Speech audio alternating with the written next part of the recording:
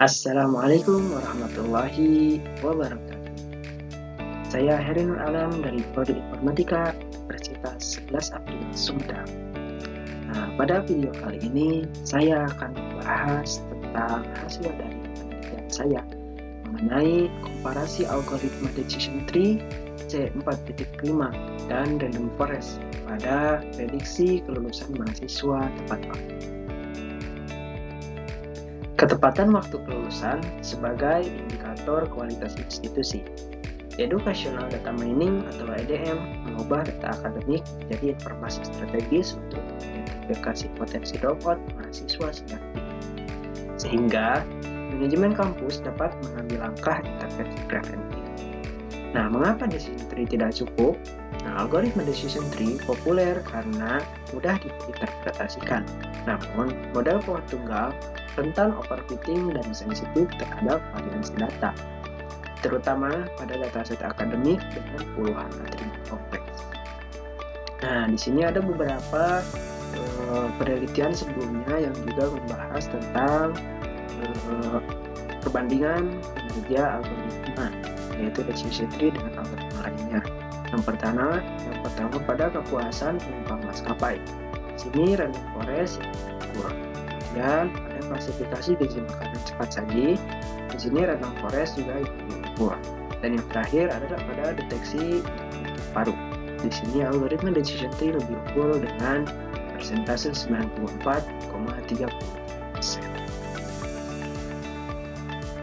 Penelitian ini bertujuan untuk membuktikan secara empiris keunggulan ensemble learning pada data akademik.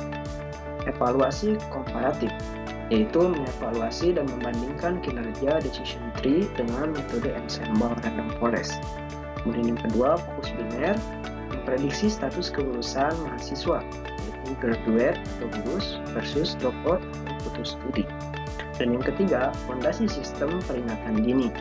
Jadi merekomendasikan modal terbaik sebagai dasar early warning system di perguruan tinggi.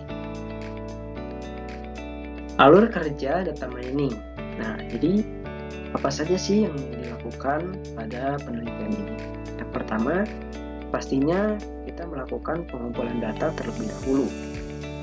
Kemudian setelah data didapatkan, kita masuk ke proses kedua, yaitu pra-pemrosesan. Kemudian ketiga, ada pembagian data.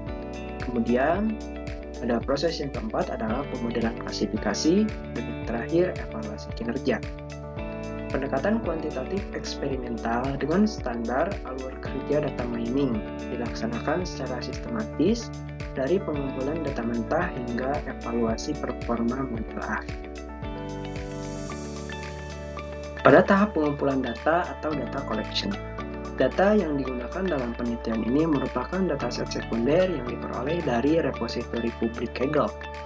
Dataset asli terdiri dari 4.424 baris data dengan 35 atribut variabel independen yaitu fitur dan satu variabel dependen yaitu target. Variabel target awal memiliki 3 label kelas, yaitu graduate atau lulus, dropout atau putus sekolah, dan enrolled atau masih kuliah. Kemudian pada tahap selanjutnya yaitu pra-pemrosesan data atau data processing. Tahap pra-pemrosesan dilakukan untuk memastikan data bersih dan siap diproses oleh algoritma machine learning. Karena fokus penelitian adalah klasifikasi biner untuk memprediksi hasil akhir kelulusan tepat waktu, baris data dengan label kelas enrolled dieksklusi dari dataset karena status akhir mahasiswa tersebut belum dapat dipastikan. Proses pembersihan ini menyisakan 3.630 baris data yang valid, yang terdiri dari 2.209 mahasiswa graduate dan 1.421 mahasiswa dropout. Pada tahap pembagian data atau data splitting, dataset yang telah dibersihkan kemudian dipisahkan menjadi himpunan data latih atau training set dan data uji atau testing set.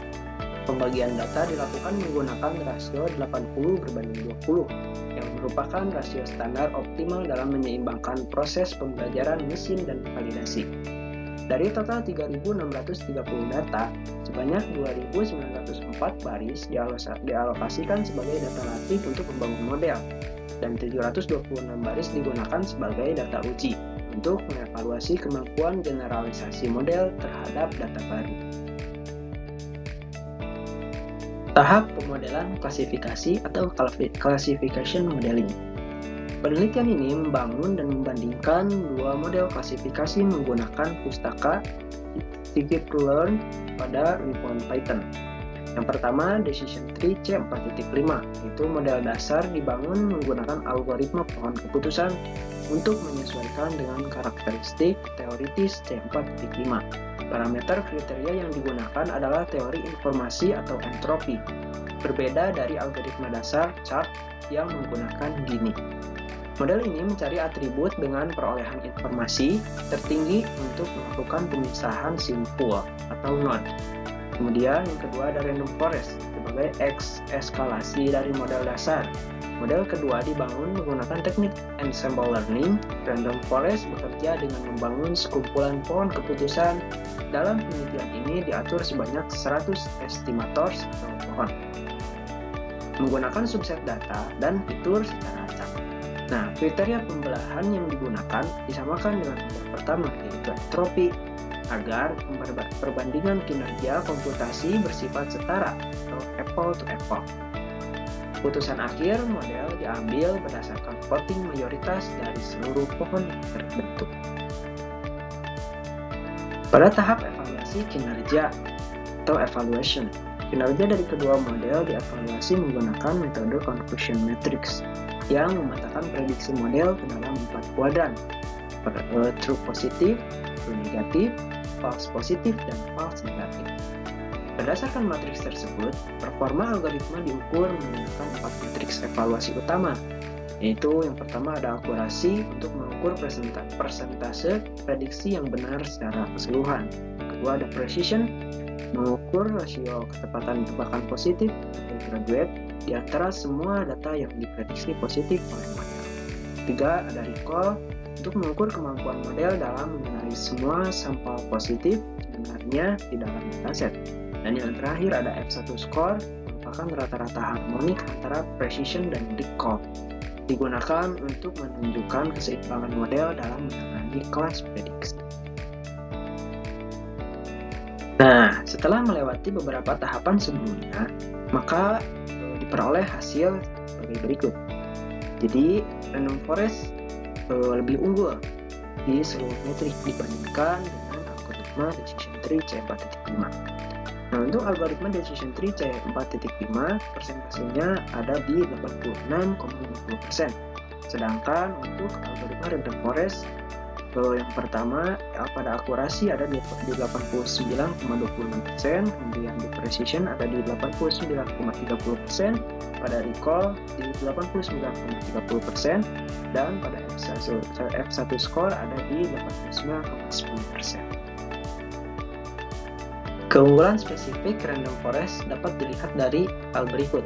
Yang pertama, recall pada kelas graduate. Pada Random Forest sebesar 94,7%, sedangkan pada Decision Tree hanya 88,9%, menandakan Random Forest jauh lebih tangguh dalam meminimalkan false negatif, dengan hampir tidak pernah melewatkan mahasiswa yang sebenarnya akan lulus tepat waktu. Kemudian yang kedua, precision pada kelas dropout sebesar 90,3% dibandingkan dengan Decision Tree yang hanya 82,1%.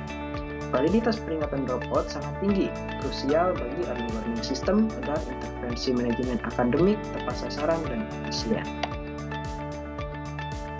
Kesimpulannya, ensemble learning terbukti superior karena pertama, Random Forest mencatatkan akurasi keseluruhan sebesar 89,26%, mengungguli Decision Tree yang hanya 86,50%.